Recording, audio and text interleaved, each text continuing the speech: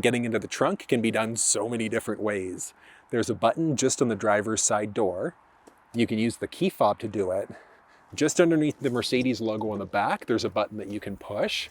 Then you're also going to find a foot activated liftgate. So as long as you've got the fob on you, just going to swipe your foot underneath. In order to fold down the second row seats, you're just going to pull the little buttons along the side in order to drop them down. And it's 60% on the driver, 40 on the passenger for the split. But one nice thing is that if you still need 2 seats in the middle, you can fold down the middle seat by itself, and then you can manually fold the seats down yourself from the second row. And then the measurements that you're looking at, specifically behind the first row, are going from right where the trunk door would close to just in behind the little armrest between the first row seats. So if the driver's seat, passenger seat were forwards or backwards, you'd gain or lose a little bit of extra space, but there is a pretty solid amount of space inside of this ride.